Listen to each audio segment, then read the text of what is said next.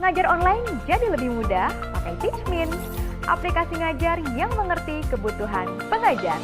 Mau ngajar apapun, gratis! Yuk, download Teachmin di App Store dan Play Store sekarang. Gratis! Bismillahirrahmanirrahim. Assalamualaikum warahmatullahi wabarakatuh. Di video kali ini admin kembali berbagi info update buat rekan-rekan semua yang lagi mengikuti informasi atau perkembangan informasi P3K baik P3K 2021 maupun 2022. Nah, di mana di video kali ini admin akan bagikan informasi dari Panselnas, lebih tepatnya dari Pan RB mengenai afirmasi rekan-rekan ya untuk seleksi P3K di tahun 2022 mendatang. Jadi buat rekan-rekan semua yang lagi menonton video ini, silahkan simak videonya hingga akhir, jangan di skip agar rekan-rekan tidak salah dalam memahami informasi yang admin bagikan.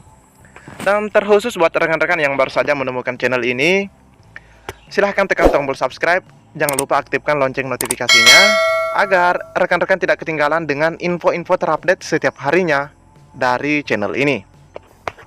Dan jika ada suara-suara berisik, abaikan saja, karena informasi di video ini lebih menarik untuk kita simak bersama-sama. Oke, kita lanjut saja ke info intinya. Ya, sebagaimana dikutip dari media gpnn.com, Kemenpan RB, atau biasa disebut Pan RB, beber aturan seleksi P3K 2022, prioritas honorer. Masa kerja diperhitungkan. Nih, masa kerja diperhitungkan. Sebenarnya dari 2021 itu masa kerja sudah diperhitungkan. Namun itu diberikan kepada peserta yang berusia di atas 35 tahun dan minimal 3 tahun aktif terus-menerus di Dapodik. Nah, nanti kita cek perkembangan mengenai masa kerja diperhitungkan ini untuk P3K 2022. Kebetulan di sini informasinya masih sangat baru rekan-rekan ya. Nah, kita bisa lihat ini Selasa 29 Maret 2022. Oke, di sini admin akan bacakan informasinya. Kementerian Pendayagunaan Aparatur Negara dan Reformasi Birokrasi atau Kemenpan RB bersama Kemendikbudristek masih menggodok regulasi seleksi P3K 2022. Namun kedua instansi tersebut memastikan pengadaan pegawai pemerintah dengan perjanjian kerja atau P3K 2022 lebih mengakomodasi tenaga honorer. Nah, ini sudah dipastikan oleh dua kementerian tersebut rekan-rekannya. Deputi SDM Aparatur Kemenpan RB Bapak Alex Denny mengungkapkan panitia seleksi nasional calon aparatur sipil negara telah mengevaluasi pengadaan P3K 2021. Dari evaluasi itu kemudian dirumuskan perbaikan regulasi terutama untuk seleksi P3K guru. Nah, di sini yang disebut P3K guru rekan-rekan ya. Denny mengatakan, pada pengadaan P3K 2022, honorer mendapatkan kekhususan. Salah satunya dengan memasukkan komponen masa kerja dalam pengaturan seleksi P3K. Panselnas telah menyusun regulasi baru untuk rekrutmen P3K guru. Ini perbaikan dari P3K 2021 karena dianggap rekrutmen P3K 2021 ini masih banyak hal-hal yang perlu diperbaiki atau dievaluasi rekan-rekan ya. Terang Denny dalam RDP Panja Formasi GTK P3K 2022 bersama Komisi 10 DPR RI kemarin Senin 28 Maret. Dia menyebutkan mekanisme baru rekrutmen P3K guru yang direncanakan Panselnas dilaksanakan tahun ini adalah dimulai dari pengusulan formasi oleh Pemda. Usulan ini harus berdasarkan data rekomendasi Kementerian Pendidikan, Kebudayaan, Riset, dan Teknologi. Ya, oke rekan-rekan ya. Selain itu, kata Denny, usulan formasi harus memprioritaskan guru yang lulus passing grade. Nah, ini rekan-rekan yang kemarin yang lulus tanpa formasi, rekan-rekan ya, sudah PG tapi tidak ada formasinya. Nah, tenang saja. Di sini dikatakan bahwa usulan formasi harus memprioritaskan guru lulus passing grade.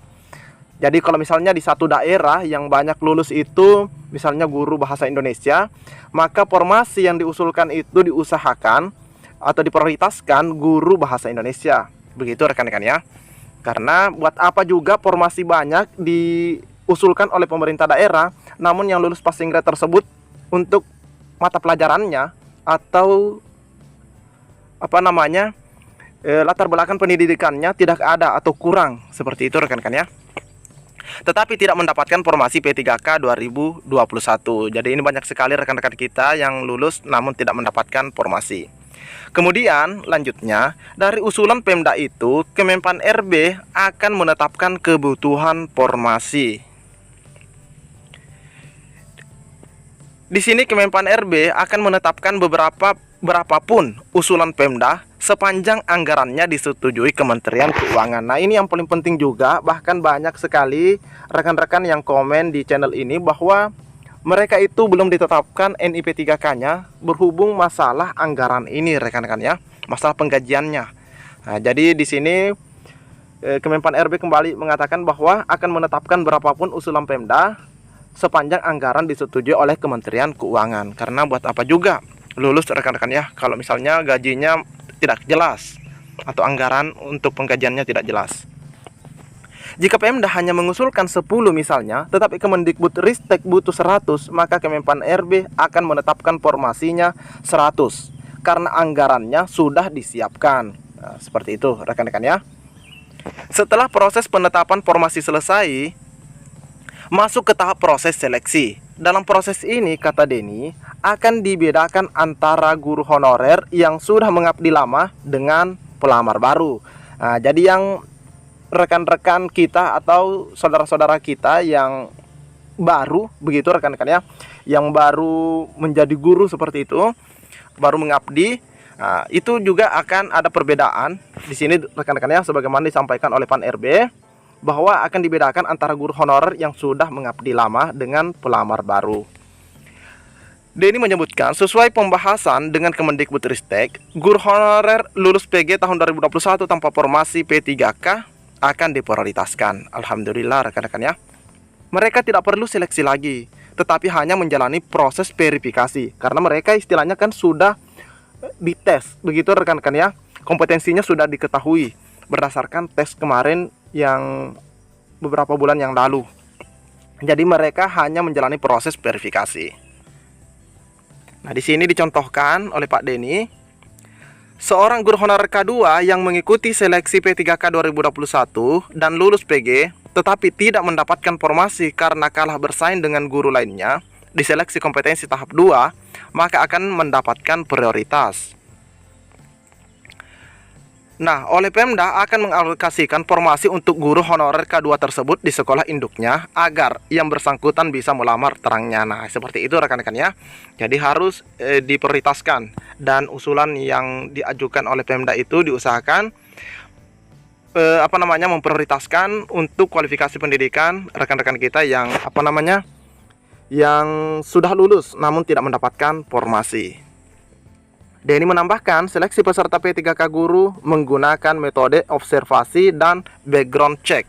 Nah, ini observasi dan background check. Artinya, rekrutmen P3K guru akan dibedakan antara honorer dan pelamar baru. Bagi guru honorer yang masa kerjanya di atas 3 tahun, yang belum lulus PG, belum sempat ikut seleksi P3K 2021, akan diberikan kekhususan. Karena banyak beberapa rekan kita yang latar belakang pendidikannya kalau tidak salah sama dengan bahasa Inggris, itu banyak yang memang masa kerjanya cukup lama, namun karena terbatasnya formasi di daerahnya sehingga mereka tidak bisa mengikuti seleksi. Ada juga yang sudah mengikuti namun tidak lulus passing grade, bahkan sudah di tahap 1 masih tidak PG, di tahap 2 juga tidak PG. Dan ada juga yang belum sempat ikut seleksi P3K 2021, akan juga diberikan kekhususan. Mereka tidak akan diadu dengan pelamar baru yang pengalaman kerjanya di bawah 3 tahun atau belum pernah mengajar. Prinsipnya, proses seleksi antara pelamar baru yang tidak berpengalaman dengan guru honorer termasuk honorer K2 akan dibedakan pungkasnya. Seperti itu rekan-rekan ya. Nah, sekalipun kita memang tahu di seleksi P3K 2021 kemarin itu untuk tahap pertama dikhususkan untuk K2 dan guru honorer negeri. Seperti itu rekan-rekan ya. Nah, kita tunggu saja informasi selanjutnya mengenai pelaksanaan seleksi P3K 2022 ini.